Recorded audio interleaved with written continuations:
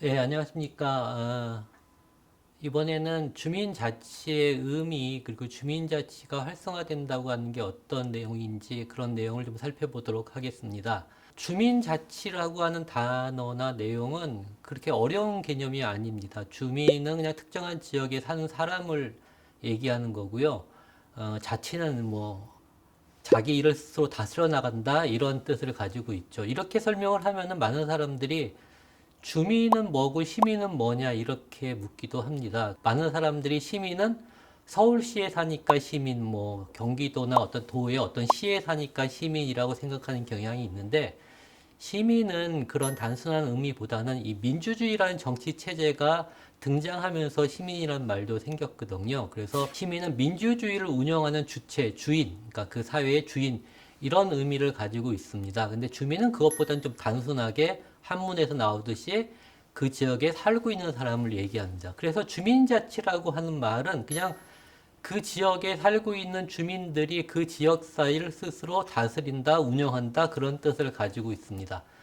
그런데 간혹 좀 과격하게 이 말을 해석하는 분들이 계세요. 그건 뭐냐면 주민들이 알아서 그 지역 사회를 다스리니까 뭐 시장도 필요 없고 구청장도 필요 없고 지방의 의원들도 필요 없고 우리가 다 하면 되는 거 아니야? 이렇게 생각하시는 분들이 가끔 계시는데요. 그렇지는 않습니다. 민주주의라는 정치 체제의 가장 기본적인 핵심 가치와 내용은 주권 재민이라고 하는 것이죠. 모든 권력, 권한은 시민, 국민들의 것이다라고 하는 게 민주주의 사회의 가장 중요한 이제 그 가치이자 내용인데요. 그것을 지역 사회로 옮기면 주민자치라는 의미가 될 수 있는 것이죠. 주민자치라고 하는 말은 그 민주주의의 가장 기본적인 가치 개념을 지역사회 차원으로 환원해서 이야기하는 것이라고 볼 수 있습니다. 그런데 요즘 세계적으로 이 주민자치라고 하는 개념이 굉장히 중요하게 인정받고 있어요. 이제는 이 주민자치를 지역사회에서 실현하지 않으면 우리 사회가 질적으로 발전할 수 없다라고 하는 공감대가 전 세계적으로 대세를 이루고 있는 것이죠. 이 주민자치라는 의미가 이렇게 중요하게 부각된 데에는 역설적이게 우리가 살고 있는 지금의 민주주의 사회가 뭔가 위기에 처했다, 뭔가 이상하게 움직여지고 있다, 작동되고 있다, 이런 문제인식이 한 3, 40년 전부터 특히 민주주의가 발전했다고 하는 유럽에서부터 굉장히 거세게 일어나기 시작하면서 거기에 대한 대안을 찾는 과정에서 도출되고 합의된 것이라고 볼 수 있습니다. 그 민주주의가 위기에 처했다고 하는 것은 크게 두 가지로 볼 수 있는데 한 가지는 민주주의는 아까 말씀드린 대로 주권 재민이란 가치가 핵심이라고 말씀드리지 않았습니까? 그런데 모든 권력과 권한이 시민, 국민들에게 있는데 실제로 우리가 그런 권한을 행사하는 주인으로서 자리매김되고 있느냐 하는 문제 인식인 것이죠. 보통 시민들, 국민들은 그냥 선거 때 나온 후보자 중에 한 명을 뽑는 것만 것으로만 자기 권리를 행사할 수도 있고 나머지 그 외의 기간 동안에는 우리가 관심이 있는 여러 가지 문제들을 결정할 수 있는 아무런 권한도 주어지지 않고 있죠. 그러니 많은 사람들이 그렇게 문제를 제기한 겁니다. 과연 이게 민주주의 맞아? 주권 재민이란 가치가 녹아있는 민주주의가 맞아? 이런 문제 제기를 오랫동안 해왔고요. 또 한 가지 문제는 여기는 직접적으로 민주주의의 위기라는 말을 많이 사용하는데요. 산업사회, 산업화 시대, 그 시절에는 시민들의 참여 이런 게 중요하게 여겨지지 않았어요. 그래도 경제는 고속으로 성장하고 실업률은 낮았죠. 그래서 이 시기에 경제적인 특징을 설명하는 말이 고성장 저실업이라고 하는 말이죠. 그런데 지금은 이제 산업화 시대가 끝나고 후기 산업 사회로 넘어왔단 말이죠. 후기 산업 사회는 산업화 사회와 굉장히 다른 경제적 양상을 보이는데 그걸 간단하게 표현하는 말이 저성장 고실업이라고 하는 말입니다. 저성장 고실업이라고 하는 것은 사람들의 살림살이가 팍팍해지기 시작했다고 하는 거죠. 아마 여러분들도 느끼실 텐데 살림살이가 점점 팍팍해지고 있다는 걸 많이 느끼실 겁니다. 여기에 대해서 사람들이 이런 의문을 갖게 되는 거죠. 민주주의라고 하는 정치 제도가 세상에서 제일 좋은 최선의 정치 체제라고 한다면은 이러한 우리들이 먹고 사는 문제가 힘들어지는 것에 대해서도 항상 새로운 대안을 제시해 줄 수 있어야 되는데 민주주의는 오랫동안 여기에 대해서 아무런 얘기도 해주지 못했다는 겁니다. 그러니까 사람들은 이렇게 의심하기 시작한 거죠.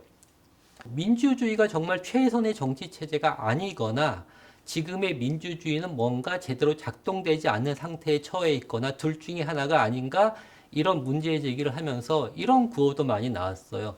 민주주의가 밥 먹여주냐 뭐 이런 얘기도 많이 했던 것이죠.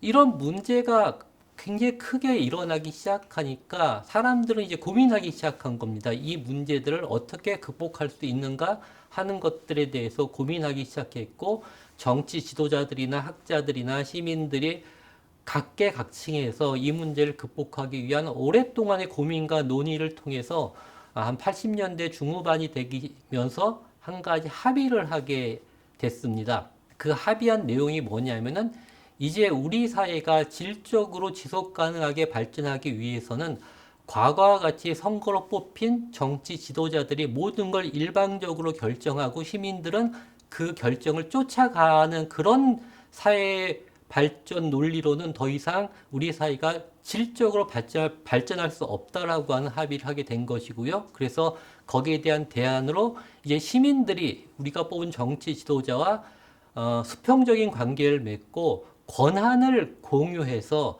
그 사이를 운영하고 다스리는 공동의 운영자, 공동의 통치자로 참여할 때만이 우리 사회가 지속적으로 발전할 수 있다라고 이렇게 합의를 하게 된 것이죠.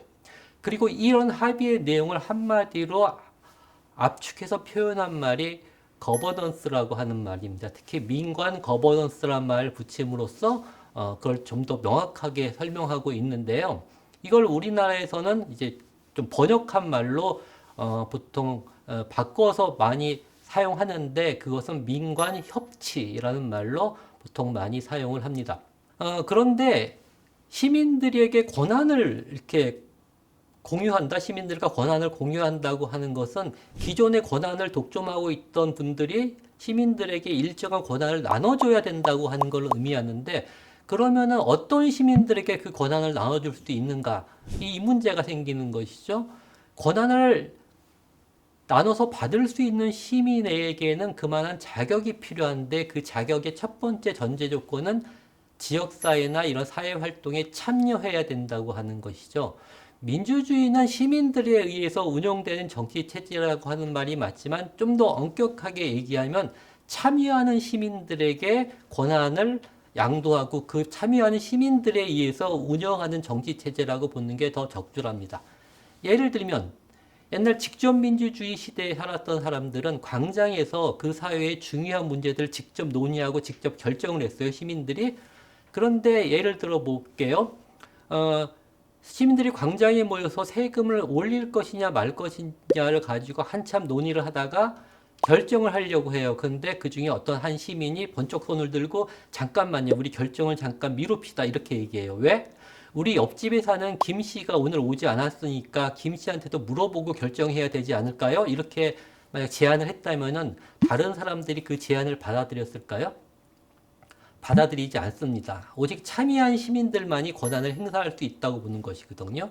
그건 마찬가지예요. 지금 뭐 서울시장이나 뭐 우리 동네에 사는 시장, 군수, 구청장 이런 분들 뽑는 선거를 하는데 투표율이 10%밖에 안 나왔어요. 그럼 90%는 누굴 지지했는지 알 수가 없잖아요. 그렇다고 개표를 안 하고 자치단체장을 안 뽑나요? 뽑아요. 10%가 되더라도 왜? 참여하는 사람들이 결정한 것에 대표성을 부여하기 때문에 그렇습니다. 따라서 권한을 그 시민들이 사용할 수 있기 위해서는 참여하는 시민들이 필요하고 그 사람들에게 권한을 양도할 수 있는 것이죠. 그 시민들이 권한을 사용한다고 하는 것은 전제 조건이 참여라고 한다면은 문제는 어떤 시민들이 참여할 수 있을까 하는 문제가 남습니다. 이 강의를 듣고 계신 분들은 나름대로 지역사회 활동에 참여를 하시는 분들이니까 좀 예외가 되겠지만 사실 우리 주변의 이웃들을 보면은 참여하려고 하지 않아요. 참여할 필요를 못 느끼는 거죠. 그런데 그건 어쩌면 당연할 수도 있습니다. 왜 그러냐면은 사람들에게 우리 지역을 위해서 참여하면 우리 지역이 발전하잖아. 그러면 사람들이 끄떡끄떡 거리기도 하지만 그게 나하고 무슨 상관이야? 이렇게 생각하기가 쉽습니다. 그리고 그게 필요하다고 생각을 해도 그건 내 일이 아니라 그럼 너희들이 참여해서 좀 좋게 만들면 되잖아. 이런 수동적인 태도를 취하기가 쉽기 때문이죠. 사실 대부분의 시민들은 이제 뭐 우리 지역사회 이런 걸 생각하기보다 자기와 자기 가족들의 문제를 걱정하면서 살아가거든요. 그래서 시민들이 참여하는 그 매개는 동기는 큰 중요한 문제 뭐 이런 문제가 아니라 자기 피부에 와닿는 그런 현실적인 문제가 있을 때 참여를 하기로 결정을 한다고 하는 것이죠. 그런데 지금 우리 사회가 지방자치제가 실시된 지 지금 30여 년이 되지 않았습니까? 그 얘기는 지역 정부도 중앙 정부와 비교할 수는 없지만 일정한 결정 권한을 가지고 있다는 겁니다. 그런데 중앙 정부가 가지고 있는 권한과 지역 정부가 가지고 있는 권한은 좀 내용이 달라요. 특히 지역 정부가 가져야 된다고 사람들이 인정하는 권한은 예를 들면 이런 겁니다. 우리들이 살고 있는 집 뒤에 공터가 하나 있는데 거기에서 누가 쓰레기 소각장을 지으려고 한단 말이죠. 그런 것들을 누가 결정해요? 중앙 정부는 관심이 없어요. 그건 우리들의 피부에 와닿는 굉장히 중요한 이해관계이지 않습니까? 그런데 그런 것들을 결정할 권한은 지역 정부가 가지고 있다는 거예요. 여러분들이 살고 있는 지방자치단체에서 그 권한을 가지고 있다고 하는 것이죠. 그런데 여러분 생각해 보세요. 중요한 문제 이런 것보다 여러분들이 참여를 하겠다고 마음 먹는 거는 이런 문제 아니에요? 우리 집 뒤에다가 쓰레기 소각장을 지을지 아니면 걷다가 공원을 지을지 아니면 아파트를 지을지 문화센터 같은 걸 지을지 하는 것들을 결정할 권한은 지역 정부가 가지고 있다는 것이죠. 따라서 여러분들이 시민들이 참여를 할까 말까 하는 것들을 결정할 중요한 내용들은 주로 지역 정부의 권한에 속해 있는 것들이라고 하는 겁니다.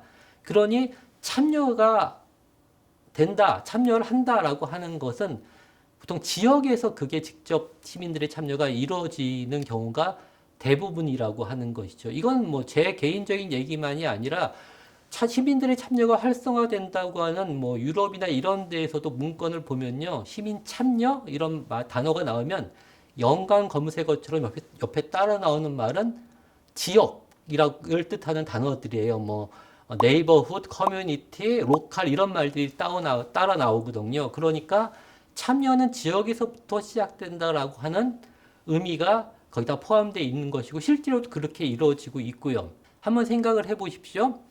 우리 사회가 처한 위기를 극복하기 위한 대안으로 등장한 개념이 민간협치다. 민간협치는 참여하는 시민들에게 일정한 권한을 나눠줘야 된다. 권한을 사용하기 위해서는 참여를 해야 된다. 참여는 지역에서 이루어진다. 이 얘기를 따라가 보면요. 실제 우리가 대안으로 제시한 민간협치가 실천되고 실현되는 공간은 지역이라고 하는 것이죠. 지역에서 시민들이 참여하고 그 참여한 시민들에게 일정한 권한을 부여하는 것. 이게 민간협치 거버넌스라고 하는 개념이라고 한다면 이것은 주민자치라는 의미와 정확하게 일치를 하는 것이죠. 거버넌스, 그 중에서 또 지역에서 이루어지는 거버넌스, 로컬 거버넌스라고 표현하죠.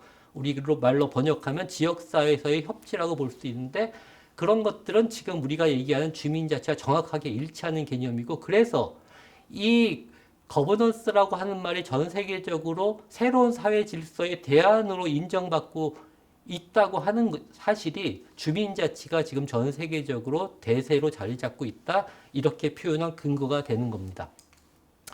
그런데 이 주민자치와 관련해서요 여러 가지 그 쟁점들이 좀 있긴 하는데요. 예를 들면 이런 거죠. 참여한 시민들에게 일정한 권한을 줘야 된다. 이거는 이제 뭐 많은 사람들이 합의한 개념이에요. 그런데 건건이 논쟁이 되는 내용은 뭐 중에 하나가 뭐냐 하면은 그래 시민들에게 권한을 주는 건 좋은데 도대체 어떤 권한을 어느 정도 권한까지 주는 것이 적절한가 하는 것은 항상 논쟁이 되는 부분입니다. 그런데 이 논쟁이 될 때 가장 중요한 기준이 되는 것은 권한을 사용할 수 있는 능력의 문제예요. 즉 시민들이 어떤 정도의 권한을 줘야 적절하게 그걸 잘 사용할 수 있느냐 하는 것이 항상 논쟁의 중심이 된다고 하는 것이죠. 상식적으로 생각해 봐도요, 시민들이 권한을 사용할 수 있는 능력이 이만큼밖에 안 되는데 이딴만큼 권한을 많이 주면은 시민들이 그 권한을 잘 사용할 수 없겠죠. 마찬가지로 시민들이 권한을 사용할 수 있는 능력이 이렇게 큰데 권한을 요만큼밖에 안 주면 시민들은 참여할 필요를 못 느끼겠죠. 참여해봤자 아무런 변화도 없을 테니까. 그래서 중요한 것은 이 시민들에게 부여되는 권한의 정도와 시민들이 권한을 사용할 수 있는 능력은 항상 정비례할 수밖에 없다는 거예요. 그렇다면 우리들에게 남는 문제가 한 가지가 있는 것이죠. 물론 뭐 우리들이 능력만큼 권한을 많이 받아오기 위한 사회적 영향력도 중요하겠지만 우리 내부적으로는 우리 시민들, 즉 주민들의 권한을 사용할 수 있는 능력을 어떻게 키울 건가 하는 게 중요한 이제 우리들의 관건이 될 수 있죠. 주민자치를 활성화시킨다고 하는 데 있어서는 이게 가장 핵심적인 관건 중에 하나라고 볼 수 있습니다. 그런데 그럼 우리들 주민들의 자치력을 강화시키기 위해서는 어떻게 하면 될까요? 훌륭한 교수님을 모셔가지고 강의를 많이 들으면 될까요? 예를 들면 여러분들이 피아노를 치고 싶단 말이에요. 피아노를 잘 치고 싶단 말입니다. 그런데 피아노 잘 치는 사람을 초청해서 강의만 많이 들으면 피아노를 잘 칠 수 있나요? 그렇지 않죠. 우리는 계속 피아노 치는 연습을 해야 되는 거죠. 서툴더라도 해야 되는 거죠. 마찬가지로 우리들이 권한을 사용할 수 있는 능력, 즉 자치의 역량을 강화하기 위해서는 권한을 사용해보는 경험들을 계속 축적할 필요가 있다고 하는 겁니다. 그래서 지금 주민들이 권한이 없으니까 권한을 줄 수 없다고 얘기하는 사람들도 있지만 그것은 정말 잘못된 것이죠.